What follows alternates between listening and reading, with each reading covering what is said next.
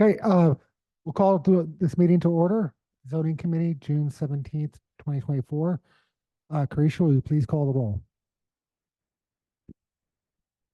Blake Ellefson, Here.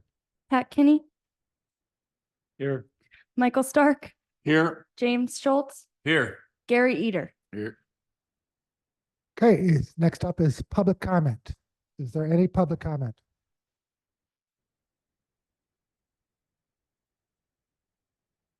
Hearing none, we'll move up to approval of the agenda. At this point, I would ask for an amendment to the agenda, adding 2 items, elect chair and elect vice chair. Could somebody please make a motion?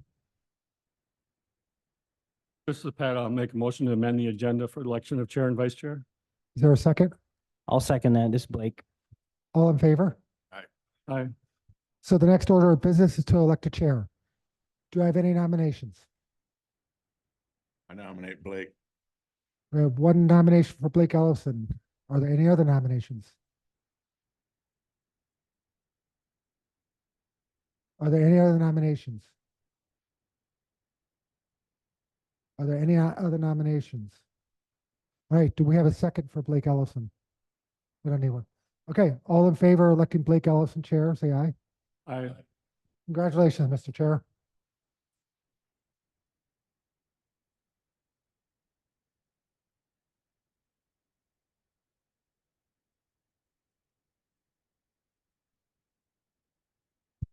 So as the amended agenda says, we need to approve a vice chair. Is there anyone who'd like to make a motion to elect a vice chair? Pat, I'll nominate Mike Stark. are there any second nominations for vice chair?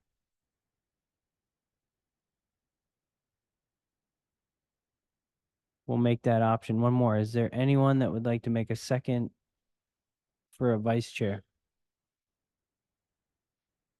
Hearing none, congratulations, Mr. Stark. You've been elected vice chair. Okay, moving on. Number 4, discussion, approval of meeting minutes, December 19, 2023. Does anyone want to make a motion for approving the minute meetings? This is Mike Stark. I'll make a motion to approve the minutes of the meeting of December 19th as submitted. Second, This is Pat. I'll second. I got a question. On the minutes for public comment under number 2, it says none. And then if we go to the second page under 9 for public comments, we see that someone did speak. So just clarification of that. We had 2 areas of public comments, one for the zoning section and one for the land description section. There was no public comments under the zoning section of the meeting. However, there was public comments for the land description section. Okay. Yep. All right. Thank you. hearing no other questions on the agenda, make a motion to approve. All saying yay. Yeah. Yay. Any noes? Motion passed. Moving on to number 5. Discussion, permits issued revenue account.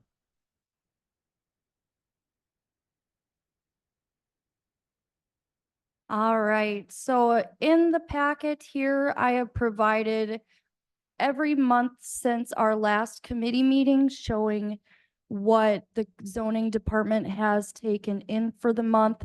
That includes all permits from Madeline Island as well. Bruce takes care of all of the sanitary permits for Madeline Island. However, we do have a zoning administrator named Ed Schaefer who does all the other permitting, and you'll see those highlighted in blue. We have also started to accept credit cards in the zoning department, so I do have that outlined in another color. So if you see different colors on the spreadsheet, I do have them, a little legend on the right-hand side. So is there any questions?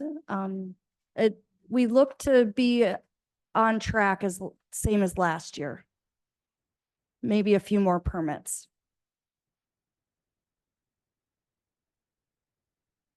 Does anybody have any questions? I could just add a little bit to that is, like Tricia said, we are a little bit ahead of last year. I think maybe 20 permits or so. Although a lot of the inspections, they're not moving forward so much. We're a little slower on inspections this year. So I'm thinking people are just kind of holding on to these permits, are not really moving forward as much as I expected.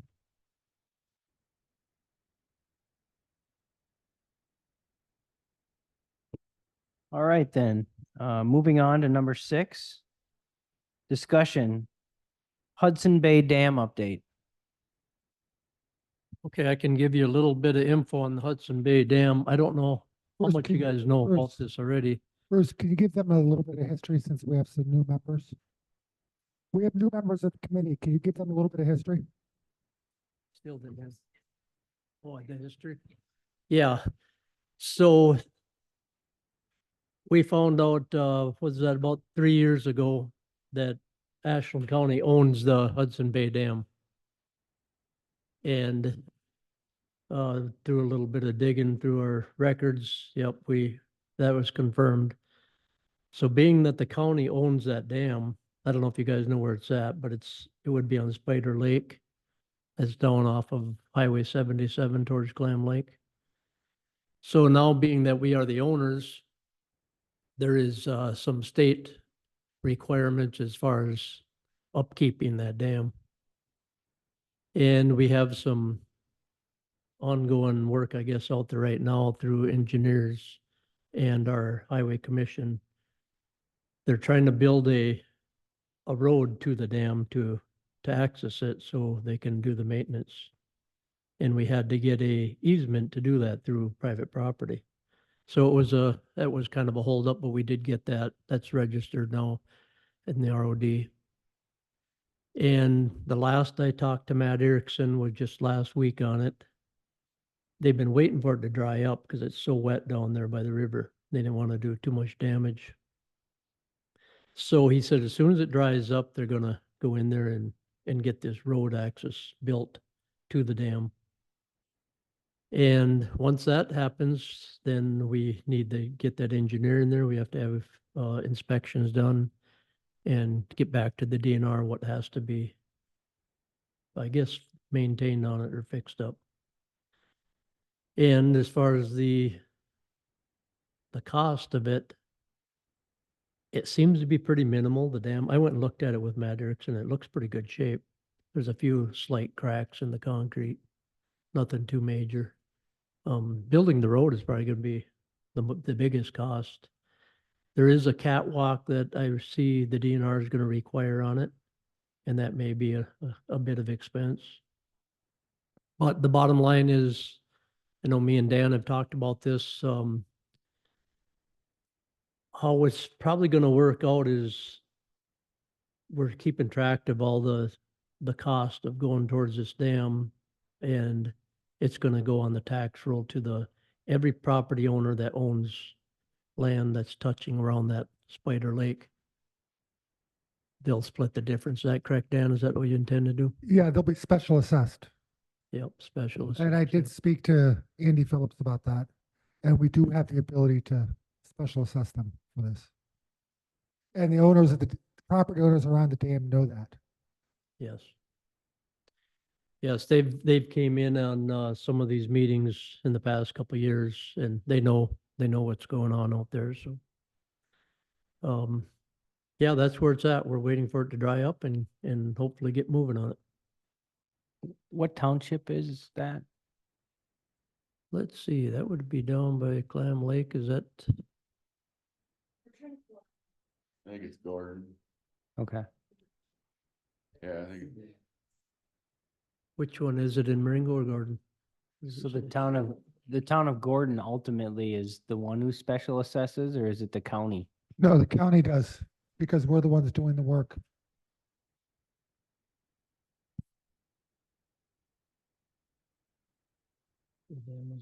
Pat, you have a question? Is there any discussion or consideration yet of seeing if there's an interest in forming a lake district down there in Spider and Muckle Lake?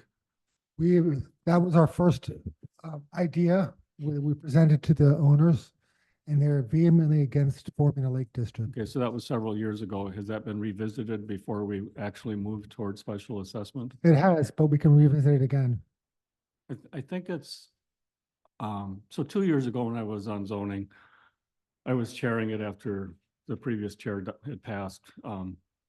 So some folks down there that live in Spider Lake invited me down there to take a boat ride, so we did that. So I, Yeah. was out there in the water, talked to those folks and all that.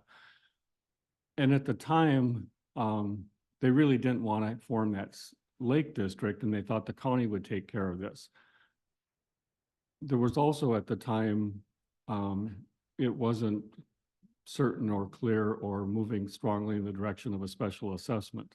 So they were hoping the county as a whole would pay for this as opposed to a special assessment. So I think it's worth, and that my understanding is from back then is Extension would offer to host some meetings so people could understand the benefits, pros and cons of a lake district. I think it's worth doing that yet because the lake district would then give them more control, if you will. There's a public access there, but it would give them more control of the use of the lake, et cetera. So if they're going to be paying a special assessment for this anyway, they might want to consider the lake district because it would then give them more control of their property, which all things being equal helps our tax base. Right. So the big issue, as I understood it back then, for the county was tax base. So if this dam were say to be removed, the tax base would decrease there, which is of interest to everyone in the county. We want the tax base. So I think the Lake District helps them protect their properties, their value, and for the county, a tax base. So I would ask at least that if we think we're ready to consider the special assessment, revisit the pros and cons of a Lake District and let them have a second look at it.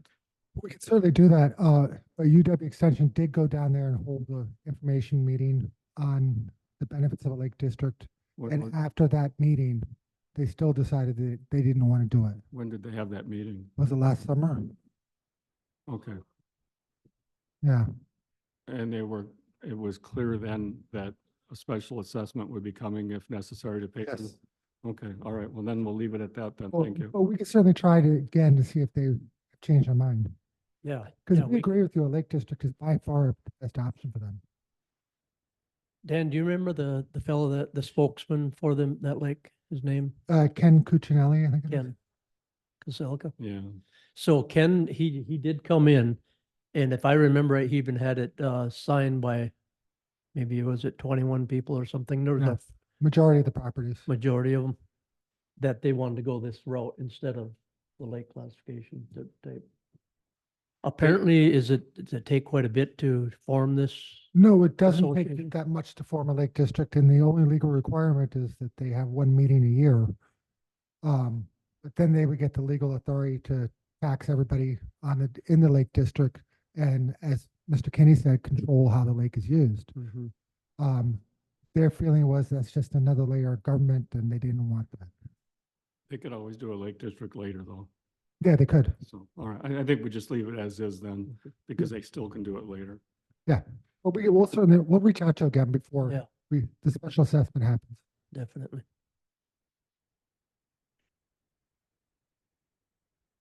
Hearing no further discussion on Hudson Bay Dam. Thank you for that. Number 7, discussion action, ordinance updates.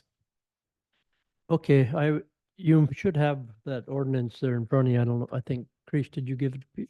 Okay. The reason for this RV ordinance is that we have a RV fee for this county to park an RV, but we didn't have no language to go with it. So we checked at what some of the other counties had, and we kind of pulled up something that from our lawyer we talked to, and she come up with a few different things here.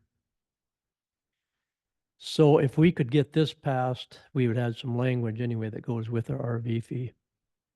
And as you can see there, if you read through it, this is for undeveloped land. So it would be, I guess the idea behind this, the way I understand it, is if somebody wants to put a RV on their 40 acres for more than 21 days and use it as a camp, then they would have to have a permit. If it's less than 21 days, they can do it and just pull it back out of there. And part of the reason that we kind of should have some language like this is because the state statute requires if there's a dwelling on property, we have to have some sort of a sanitary system. So we either have to require a non-plumbing permit, which would be a privy, or they have to put in a holding tank, or they have to sign an agreement that they will have the tank pumped if it's a portable tank on their camper. So it would bring us in with the state statutes if we follow through with something like this.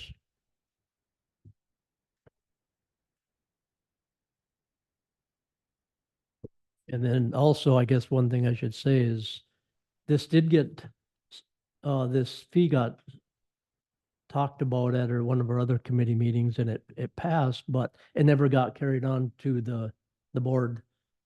So it never did actually get in as a amendment. So if you do want to pass this, then that's what we're gonna have to make sure it gets carried through all the way to the board. Mike, if you'd like to. That was my question, on whether we just recommend it and then the board has to approve it. Yes, correct. I'll make a motion that we recommend submitting this to the board for approval. Having a motion, do we have a second? I'll second. Mr. Ader seconds. Any discussion?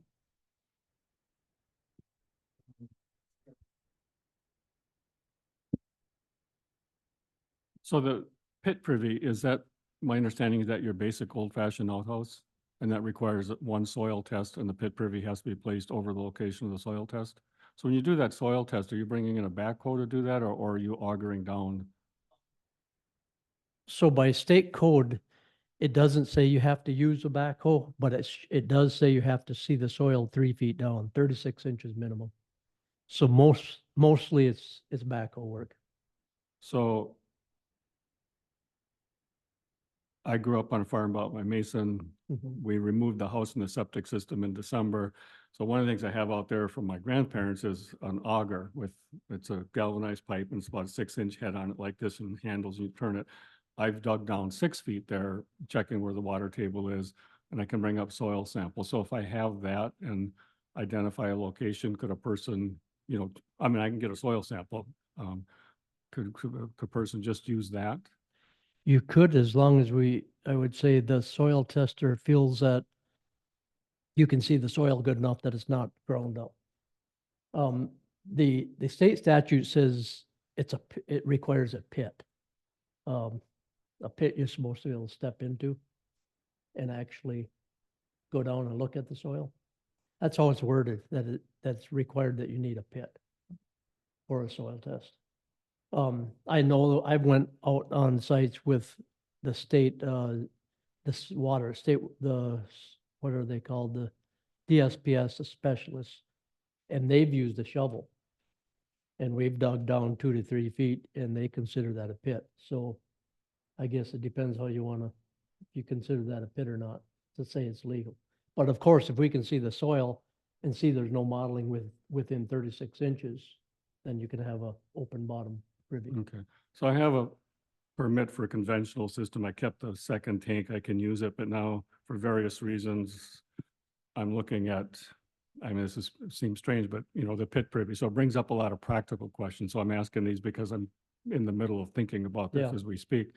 So one thing is you bring in a backhoe and it's like, can I get access to the area I want? So you're driving through yards, maybe out to the edge of the woods. You're digging a fairly big hole, which is a fairly big disturbance. Some of these places are off the beaten path. There may not be Yeah, good access. But then if you use a backhoe, and we've had backhoes out there for soil tests, well, then how do you create this structure of your pit privy, your house, your proverbial outhouse, which usually aren't very big? If you've disturbed all that soil, how do you then create or keep an area below that? What does that look like? How are those designed? I'm just thinking of the practical details. Is it just plain a hole with dirt, and depending on the soils, does it settle in? How do you clean them? Can you use say a 3-foot culvert or 2-foot culvert as kind of a chamber? We don't, I don't think we brought anything with us, did we, on our privy prints? But you could go online. We have prints for privies and, when I do soil tests, a lot of times the homeowner, if they're gonna put a privy right in that spot, they'll want me to leave that open. And part of one of the blueprints is you can take a culvert and it tells you which diameter. It's already got pre-calculated diameters for length. Because its minimum is 200 gallons, is state statute, is the size that has to be.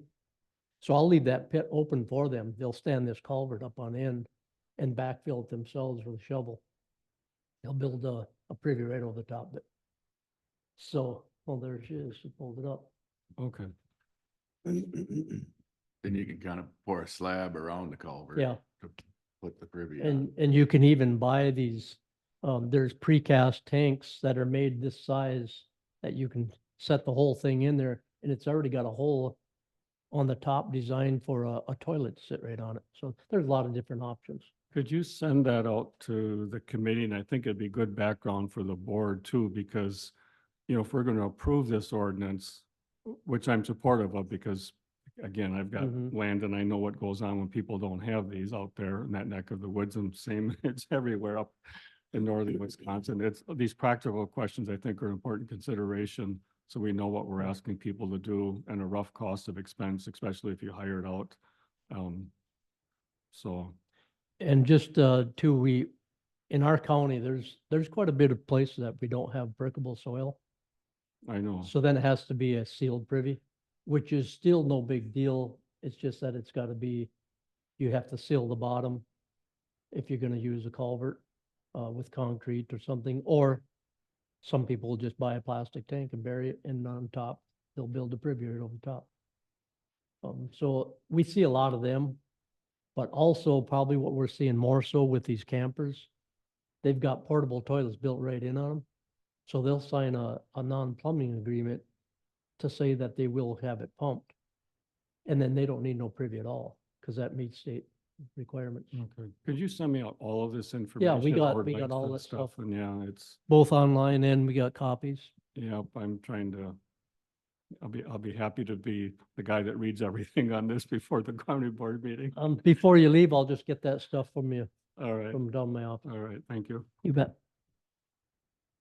So we had some discussion. We had a motion and a second. Dan, would you like to add anything? Cretia, do we have to do a public hearing for this ordinance?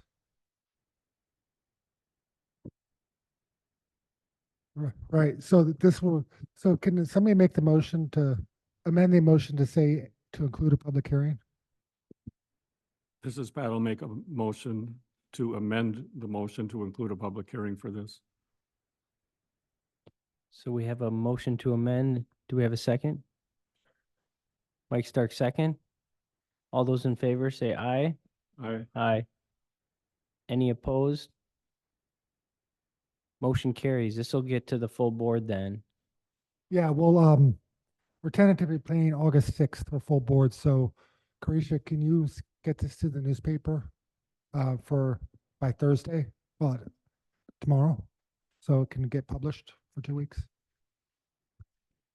Okay, moving right along then. We're on number 8, other business.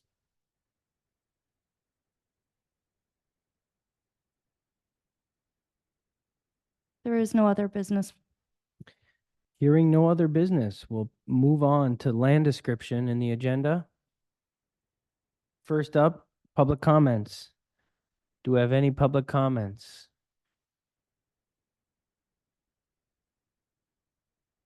For land description, we're in the public comments. Do we have any public comments?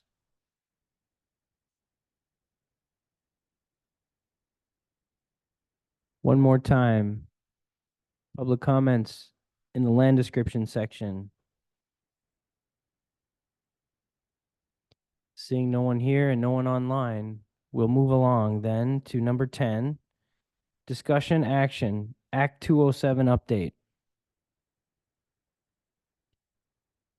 All right, good morning, everyone. I'll just start out introducing myself. My name is Jennifer Solberg. I'm the real property lister for Ashland County. I work over in the land description office. part of my duties is doing the delinquent tax foreclosure process. So that's part of what, or that's all of what we're talking about today.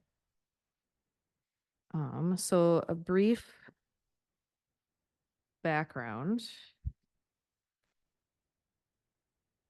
There had been a court case over in Minnesota that went all the way up to Supreme Court in regards to the county's sale of tax foreclosed property and the distribution of proceeds.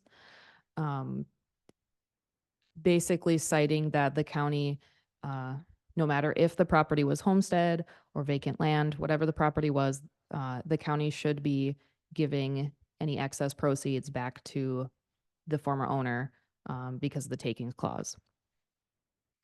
So since that was passed at the federal level, states have been amending their laws to come in compliance with that, and that's part of what Act 207 is.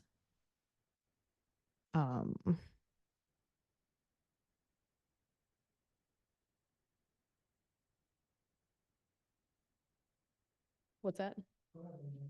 You can fill in, Dan, too. So Act 207, basically, as Jen said, it requires when we sell a property that any excess value goes back to the former property owner or their heirs. What we can add to the tax bill are, one, any expenses that we incurred. So Jen's time dealing with all of this stuff. Or any other time that we spend on it, we can do that. If we are hire a real estate agent, we can include the broker fees in that for the sale. So we can add up all of our expenses, but we can't do anything else. And any excess goes back to the property owner. Now, as far as when we actually sell the property, I spoke to Atolis Law, who's Andy Phillips's law firm, about what our options are for selling properties. There's two options. One, we can publish a notice in the newspaper that a sale is going to happen at so-and-so date, and people can show up and bid on it like they do a sheriff's auction. Or two, we can list it on the MLS, which means hiring a real estate agent to actually list the properties, show the properties, and again, we can add the realtor's fees to that. The advantage of, in my mind, of the MLS is that, one, if it doesn't go through on the MLS, we can keep the property and dispose of it how we want to. Two, we know it's fair market value because it's being listed appropriately. Three, we also can control the destiny of that property. So if we take a property that we think is going to be a good property for development later, we can control who actually gets to buy it if we listen to the MLS. So that's really, so I don't know, I guess, do you have any questions? Pat? Two questions. One, is there a back period with Act 207 where if people say, I want the excess proceeds, is there a look back period in there? But then going forward, the county has been listing on Wisconsin surplus. You didn't mention Wisconsin surplus in those comments. And is the Wisconsin surplus considered MLS? No, it's not.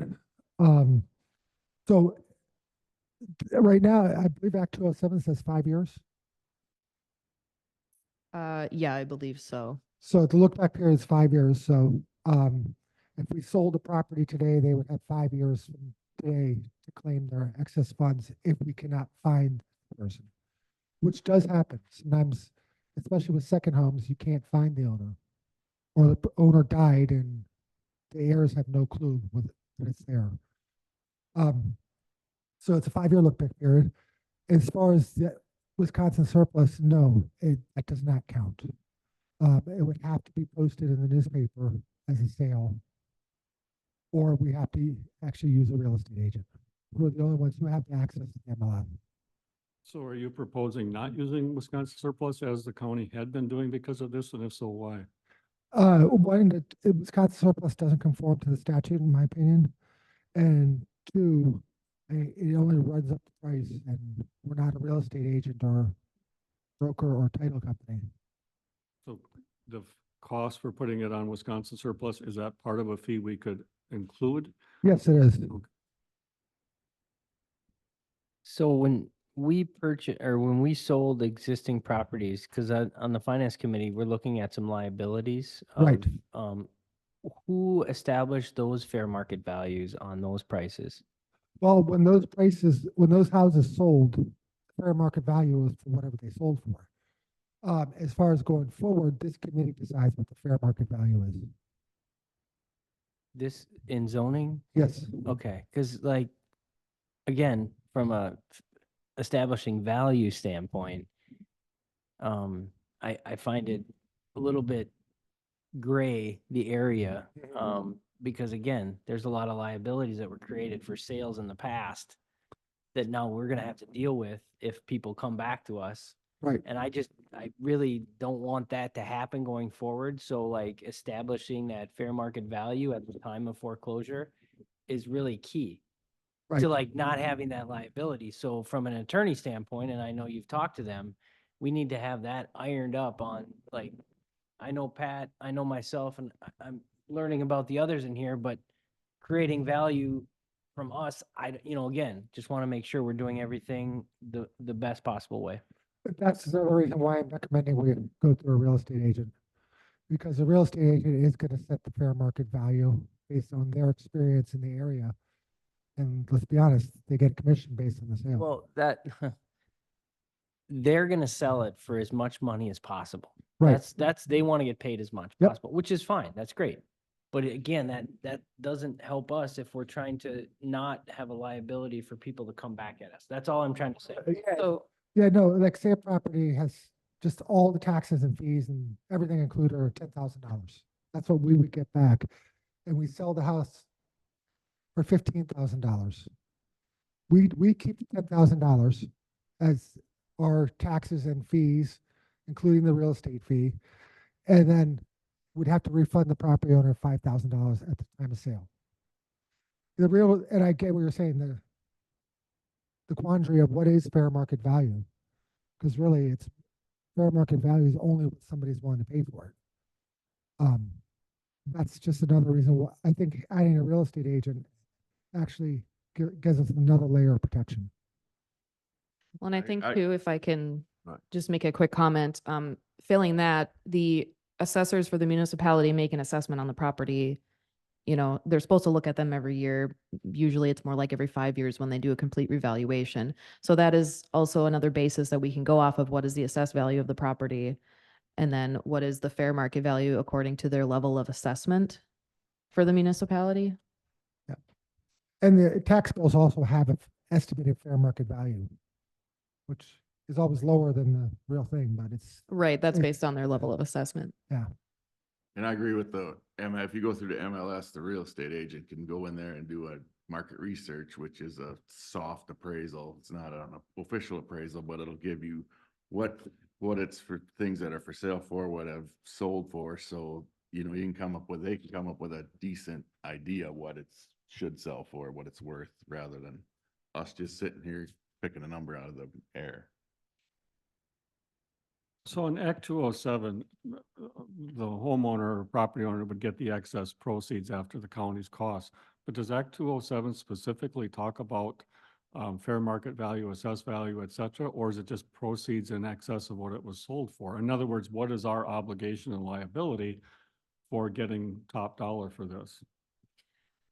I'm just kind of skimming through here.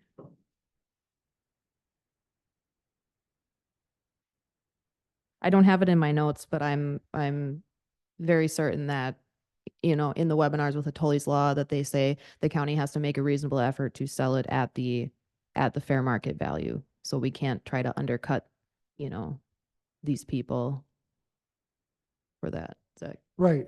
So we have to make a reasonable effort. If we list it on the MLS and say we get an offer that's 50% lower than the fair market value, we don't have to accept that. And come 6 months later, if there's no bid based on the fair market value, then we can accept whatever we want. So are you folks looking for this committee to approve the county selling land through a realtor versus selling it on Wisconsin surplus? Is that part of where That's you're what I'm us? asking. I'm asking for you to give Jen and I permission to hire a realtor to sell these properties. So would you like a motion to that effect then? Yes, please. All right, I'll make a motion. Go ahead. I was going to ask, Dan, is this something that we should amend in our tax foreclosure policy? Yes, it probably is. Okay. So maybe you guys make that amendment to your tax policy and then bring it back here so we can approve that? Is that the right protocol, or do you want us to approve? Why do you approve this and then have us write the amendment to take to the county board? Yeah, Okay, yeah, the tax policy was written to reflect what the county was doing. So if Correct. we make this change, then the updating that policy would be a consequence of if this is passed. Yeah, and then we'll take the amended change to the county board for final approval. That way, there's no questions. Would you like the motion to include updating the tax policy? Yes, please. I'll make a motion that the county sell properties through the MLS service versus Wisconsin surplus, and consequently update the tax policy on selling properties. we have a motion. Do we have a second? I'll second it.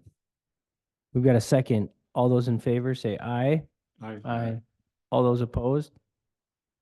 Motion carries. Okay, moving on. Number 11, discussion, action, property subject to tax deed.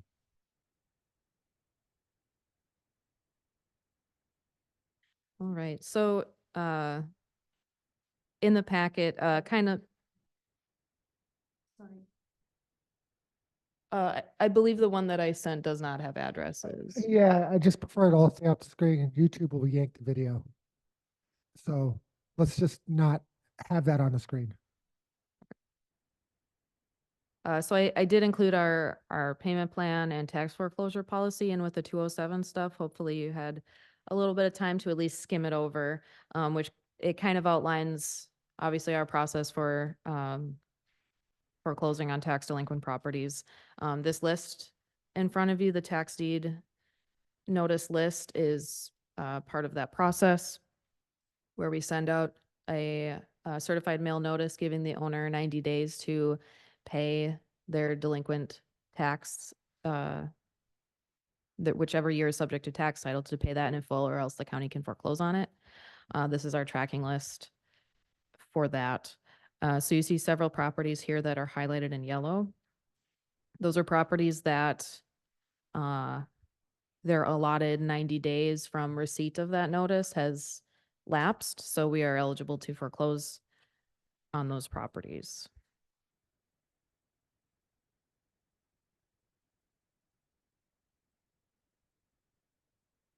Are there any questions, Pat? Yeah, I just finished reading a book, Farming the Cutover. It's 1900 to 1940. Really interesting book. And so we have a zoning committee because the forest crop laws were passed in 1927 by the legislature, approved by referendum. So we had that. And so as I look at this list, what strikes me with that context in mind is some of this land is in forest crop. The intent of that was for people to defer taxes until, later, and the property had to be logged. So my question is, when we have land that's in forest crop and there's a contract with the landowner and the state on that parcel, what happens when we sell a parcel? What are our obligations as far as taxes not collected, that the state is anticipating recovering through that land being harvested on the timber? Does the new owner have an obligation to continue that contract with the state on the forest crop? That's a really great question that I do not know the answer to. Yeah, we haven't come across one of those that we've foreclosed on. But I know as far as taxes, we do settle in full with everyone, including the state. Yeah. I came across something similar with Bad River when all those properties went off the tax roll. And at that point, the state just ended the contract with them because they weren't paying taxes. I believe that the contract carries along with the property. And it'll be up to the new property owner to either keep it up or cancel it. Yeah, that's, with Dan saying that, that's kind of jogging my mind as far as managed forest land, I believe is treated very similar. So when you sell a property that's in managed forest land, it stays in managed forest land unless the new owner requests it to come out, and there's paperwork, for that once the property sells. The new owner would have to pay all the back taxes. and Right, everything, too. exactly, yeah. Yeah. So the new owner pays the back taxes if they want to if they want to pull it out. If they want to leave it in, they have through, I think, the end of the year to extend that contract. So part of what I'm thinking here, and this might take more research, part of what I'm thinking is with the change in 207, and we can keep any expenses and fees due us, and then we give the rest back to the landowner. But if a property is sold where there's any money due because of forest crop, in other words, is that land really worth what it's being sold for if it's encumbered by taxes owed related to forest crop, and or does that new owner have to understand or should understand, just as a courtesy, that if they're buying that, yes, it's going to be logged, at some point based on the contract that you have, just to make sure they understand that, just as far as goodwill with folks. But that would be a realtor's obligation really to take care of that then, wouldn't it? Right, I was gonna say, if we're hiring a realtor to do this, they would have to disclose that as part of full disclosure. Yeah, another reason to let the realtors deal with it, that would cover the Yeah. county as far as making those issues clear, yeah. Plus, like you said, I think you dropped in there that they might have a logger under contract too, that they would have to disclose the foreclosure or sale on it, but they'd have to get a cutting permit to start anyway, so it would all, yeah, well, they're supposed to. So I bought a 40, I think it's 7 years ago, and it was under forest crop contract. And after I bought it, this contract was sent to me, I think it's through the state. And they let me know it still had 23 years to go or something. And they wanted me to re-sign it or pay the back taxes. So yes, of course I re-signed it, so I'm under contract again. And as far as if this even matters or not, but I know they have certain laws as far as building on this property when it's in forest crop. And they did let me know they would allow up to 5 acres to be taken out to build on. Otherwise, the rest was not buildable when it was under forest crop. So I don't know if that matters with this situation or not. All right, so doesn't look like there's any action items needed, right? There's a possible action to foreclose on these yellow highlighted properties. Are we wanting to do that, or are we going to hold off until we know more information about Act 207? My suggestion would be to hold off until the next meeting and let the county board pass the change in how we sell properties first. That way, when this committee, when and if, I should say, this committee decides to take properties, there's a proper procedure for them to follow right afterwards. All right, so then there will not be a motion at this time on this item. We'll bring it back next meeting and discuss foreclosure at that point. Okay. Number 12, other business. Set next meeting date for land description. I don't have any other business items. So it appears that we're a Wednesday group. Land records, I believe, next item for, Oh, Well, we'll set a meeting date, I think. yeah, but we're just done with land description. What about land records? okay. So Right. Brittany? I was just following along the notes, Dan. I'm sorry, but you're right. We can always set the next meeting date at the next section. So hearing no other business in land description, we're going to move down to land records. Number 13, GIS coordinator, land information officer, verbal update. Hi, everybody. My name is Brittany Goodis Weisbecker. I'm the GIS coordinator and land information officer. I've been in this position for about 5, 6 years now, and I kind of got it off the ground. We didn't have a GIS department before this, so it's been a fun and exciting run. My update is pretty lengthy today. My work is mostly project based, and we've been pretty busy. So, as you have probably seen, we have a new web map. WG Extreme, our old map, was end of life. The company switched gears and they're doing something else, so we had to find a new option, and so we are self-hosting our own web map now. We released that back in February in a beta mode.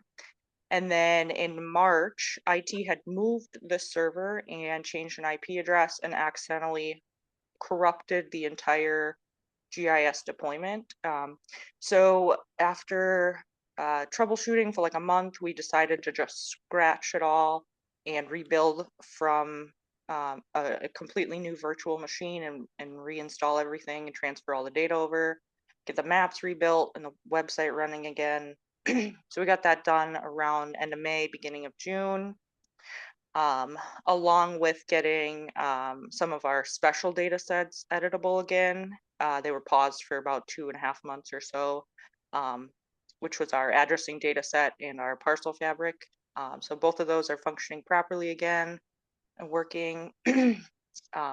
Still doing some work behind the scenes on the web maps. The next like big target is to get an automated process where the nightly scripts run and extract from Jennifer's tax information and populate right into the web map. So right now we're looking at a static copy on there, but hopefully we want to have nightly updates where it pulls right from nav and puts it right into the map. And some other tweaks, about along with like labeling and when labeling shows up and all of that. So any feedback is encouraged if you have a chance to look at it and have any thoughts. Moving on to the Next Gen 911 grants. We currently have 2 grants, the 4-year 2023 Next Gen 911 grant. We wrapped up most of that, but we had a little bit of money left on the table, so I did an extension and a budget revision to utilize those funds, and that got approved, and so we have until September to utilize roughly 200 hours of GIS service support with Datamark, our vendor that we chose for that grant. And they're helping us with Next Gen 911 data edits. And so the 4-year 2024 grant completed its first task, and it's moving into its second task of creating address points for City of Ashland. Right now in dispatch, there are hardly any, maybe 10 points in the entire City of Ashland. So Datamark has a positive number of roughly 4,500 address points to add in for the city. So that's going to be major for the dispatchers and calls to service in the city, which we primarily have in dispatch. So right now they have the addresses associated with the parcel, which is usually only 1 to 2 addresses. So this is really going to help some of our sub-addressing units where there's multiple addresses at one location. And then I am currently writing the 4-year 2025 Next Gen 911 grant. The joint PSAP project is moving along smoothly.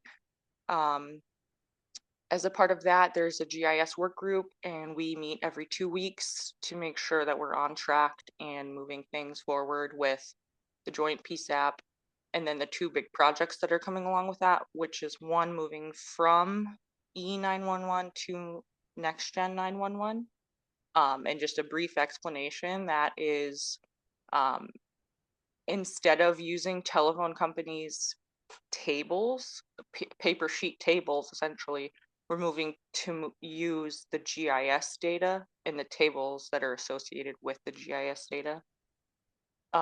So we're looking to make that switch after Bayfield County does.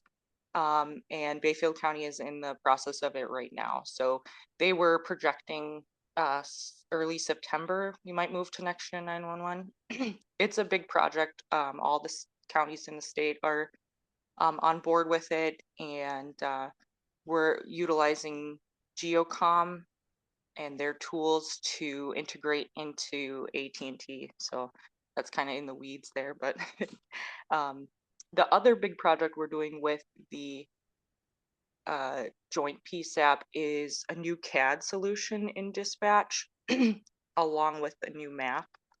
So they just signed the contracts with Motorola this week, I believe, or last week. And so deployment of that is roughly 18 months, and we are kicking off the call tomorrow with Motorola for the GIS part specifically. A brief project I worked on with Highway Department to create a custom map and application on their phones to collect driveway permit information. I also briefly worked with Land and Water Conservation Department. They are in a multi-county grant to have a vendor create maps and data collection solutions. So I kind of had a really minor part in that, just making sure Mary Jo and Seth and all those guys can access the new solution and any questions they had to help them with that. My land information officer piece of my job has been going well.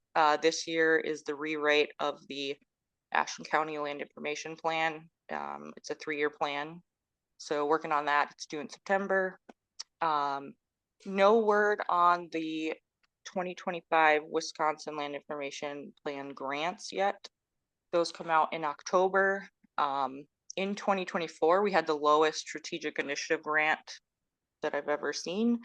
It was only $10,000. So usually that's around $25,000 to $40,000.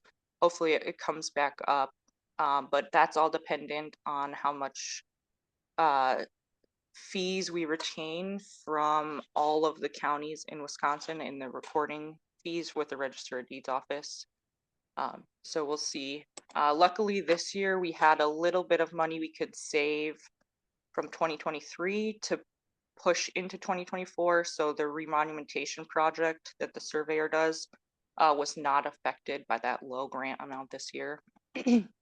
Hopefully we get a little bit more next year. Otherwise it might slow down a little bit. But we'll see in October. And then thinking about budgets, in 2025, I will be seeking levy funds for the first time to cover the GIS coordinator position. Historically, that's been grant funded through the Wisconsin Land Information Plan grants. However, with the wage study, my position can no longer be fully funded through that grant. And I believe that the role of the GIS coordinator is pretty critical to the county's success now with our self-hosted map, and then being involved with the joint PSAP. Those are pretty critical roles. So I'm hoping that freeing up that base budget will allow some of my non-lapsing funds to be consumed. The GIS department budget is pretty unique when you're looking at county departments. I maintain a large non-lapsing fund, which is mainly so high. So in the event that I need to cover an imagery purchase before the grant gets to me, I can do that. Usually those are around $90,000. So I need to have a lot of cash kind of sitting around for those events. Also, we've spent some big expenses like LiDAR I'm not looking to do any in the future, but just being able to save as much money as I can allows us to get those pieces. And the LiDAR allows us to have contour lines, accurate water features, things like that.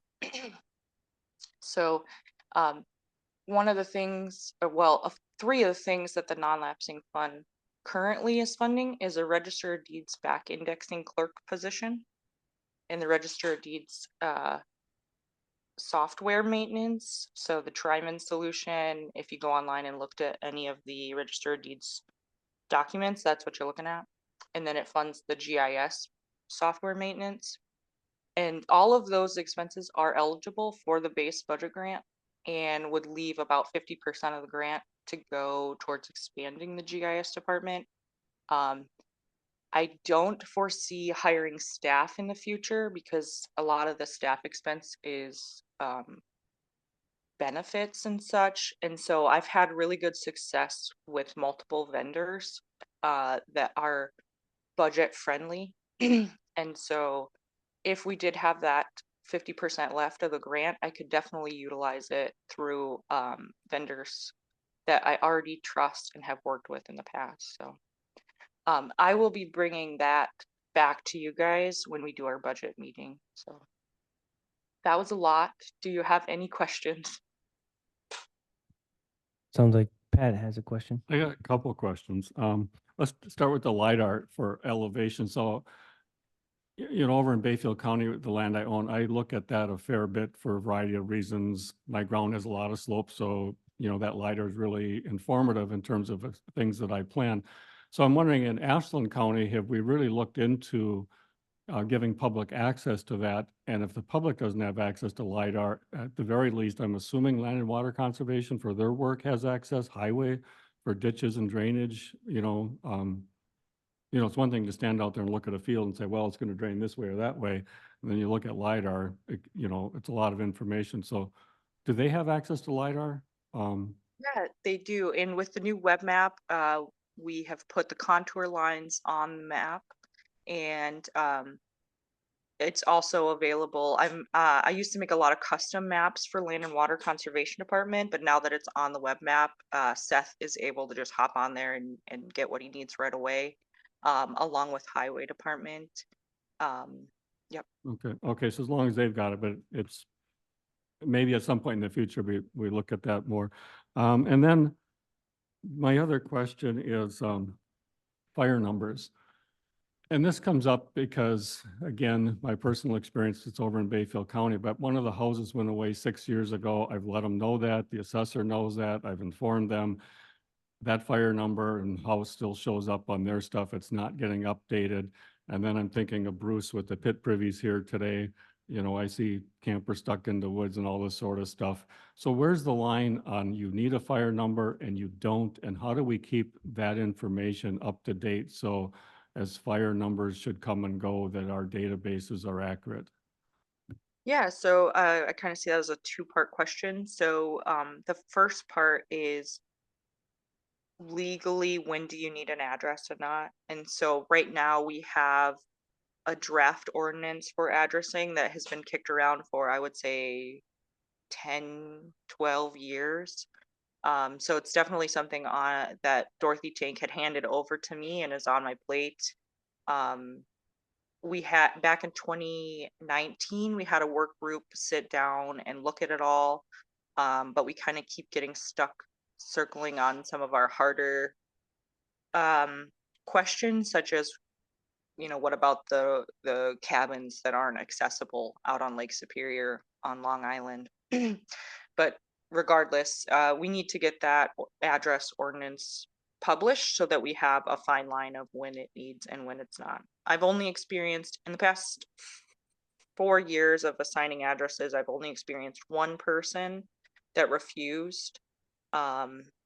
And in that circumstance, I refer to the sheriff since the addresses are really about providing emergency services.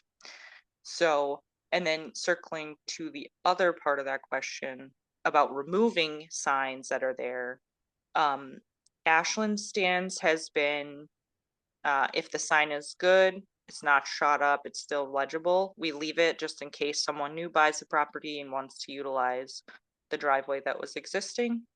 Um, yeah, I can't speak on Bayfield's behalf on how they handle their existing signs, but no buildings. But as houses go away or, abandon and that sort of stuff, and there's, a fire number at one point in time, and let's say the house end of life goes away or whatever, cabin, whatever, how do we remove a fire number when the structure that led to it being there in the first place no longer exists? Yeah, so Ashland leans to leave that just in case there's a call for service there anyways. So our stance is if someone's going to be on the property for multiple hours, then it's not a bad idea to just have the fire number there anyways, even if there's no structure associated with it any longer. Because technically our addresses are all signed based on the driveway access. So a driveway to a field does not need an address.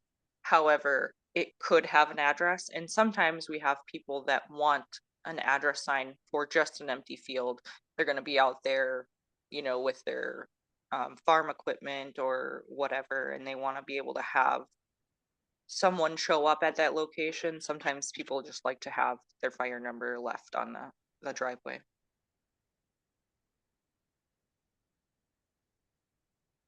Mr. Stark?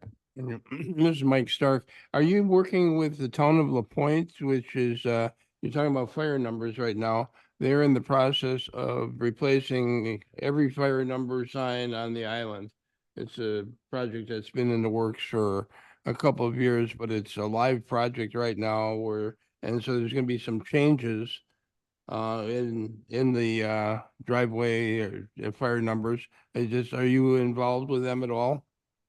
Yeah, so in 2023, Ed and I spent many hours going over every single address on the island together and making changes as needed. And there's still a little bit of changes trickling into my office and Jennifer's office to update the tax roll address as well.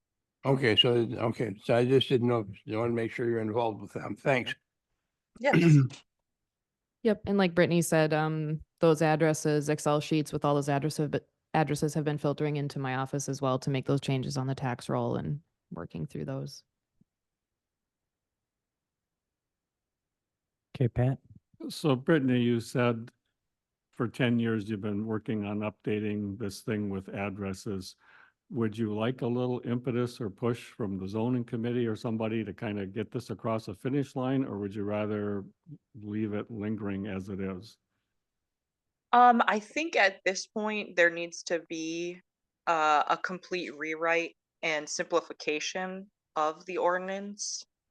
And so I don't see any of my time in 2024 being able to get to that. With the massive joint dispatch projects going on. Maybe after the Motorola CAD solution has been implemented, I will have more time to sit down and really rewrite that. But I've looked at Bayfield County's address ordinance, and theirs is 2 pages. It's very brief. It gets the job done. The one that Dorothy Tank had crafted is probably 15 pages. Her and Jim Nath had worked on that. And then she passed it over to me in 2019 or so. And I think it just tries to get into too much. So I think a complete revision needs to be done. And then it's never been in front of any lawyers. So that's another thing that needs to be completed with it. But you'll take the initiative on your end to work on that when time allows, hopefully in the next year? Yes. Yep. Okay, all right. And then I guess you mentioned some things related to budget. So as the zoning department puts its budget together, the things that you said in this meeting regarding the grants and stuff, I assume are going to show up in what the finance committee sees. And then I think updating the address and fire number issue, I think that's important. That's something gets taken care of. So I'm thinking budgets here, that as far as workload, that maybe the budget for next year includes finding a way to get through that. Because if we're spending all this money on, updating our emergency services, it sure helps if our database for address is, as reasonably accurate and correct and helpful as possible. Yeah, that's an interesting point. I have been working with Datamark, and they are a nationwide 911 service provider. And I wonder if I could write it even into the 2025 grant to have them help draft a simple address ordinance, and see if I can sneak that into the GIS grant. I don't know if it would be allowable, but I think I could make the case for it. And then once they draft it, then it would be a lot less time consuming for me to finalize it and get in touch with Corp Council on it and get it passed. Yep, And I would that's- bring that back to you guys. Yep, that sounds good. And then keep in mind, the county is hiring a grant writer that starts full-time August 5th. Have a conversation with her. Maybe we Yes. can find grant money. Since there's no rush on this, maybe we can find grant money to help. Thank you. Great. Yeah, and as far as the GIS department budget, that will come back to you guys as well. So Okay, thank you, Pat. Thank you. It looks like we're on number 14. I just wanted to make a comment quickly as the chair. With a lot of new members on this group, whether it's zoning, whether it's land description, land records, this is an opportunity for us to look at some things that may have not happened over the last 5-10 years. And if you guys have some priorities, this is an opportunity to bring those up, because we do have some new sets of eyes. I think we've got some different people here in Ashland County. From when I've been here, from my first to this time, I see some positive changes happening. And so let's keep that positive stuff coming. And I would just say, if you have things you want to prioritize, this is the time. Didn't mean to shoot that other business down. Do you guys have any other business on land records? Brittany? no, I agree with your statements there, Blake, and thank you. And no, I do not have any other business at this time. Besides the fact that we will probably need a special budget meeting in the next month or two. So when you say special budget, could we make that a part of our August meeting to discuss your preliminary budget requests? Yes, yep, as long as that aligns with the clerks getting out budget information to everybody. Dan's nodding his head, so I'm assuming Okay, he's got- great. Yeah, Sue will have out the information on Monday or Tuesday. Oh, great. Yeah, Brittany's, none of your budgets are gonna be that difficult. They're not like HHS, so. No, I do not have a too comment. Yeah, I do have a comment if it's okay. Yeah, go ahead. I just want this committee to know how great a job Jen did with the whole Sanborn mess and grabbing all the data we needed to lobby the state legislature, and how great a job Brittany's been doing with the whole GIS and joint dispatch. We couldn't have done all this without the help of everybody else. So we didn't set a meeting date, so let's do that now. It looks like we're doing Wednesdays in August. Is there can you bring the calendar up? So as the chair, I'm going to throw it out there. Does anyone have any conflicts with the 14th? August 14th, 9 a.m.? Grisha, can you check the county calendar to make sure? Okay. All right, hearing no objections, Pat's got one. Well, frequency of meetings, how often are we thinking here? So I think based on this one, we should probably have one in August, but then maybe I'll leave that up to you guys on timing. October, probably. So it wouldn't be every month, I don't think. This one, we may need one next month, so we'll plan one for August, and then we'll plan for October as well, every other month. if that's okay with you guys. I would say October just because you keep on that quarterly schedule. And then you wouldn't have another one till January. Okay. I'm okay with that. If anyone is an objection, I see a lot of heads nodding, so we'll plan on August 14th at 9 a.m. for our next meeting, and then the following one will be in October, and then we'll get back to the quarterly schedule. All right. Does anyone want to make a motion on the last item? I'll make a motion to adjourn the meeting. Second? We've got a second. All those in favor? Aye. Opposed? Meeting's adjourned.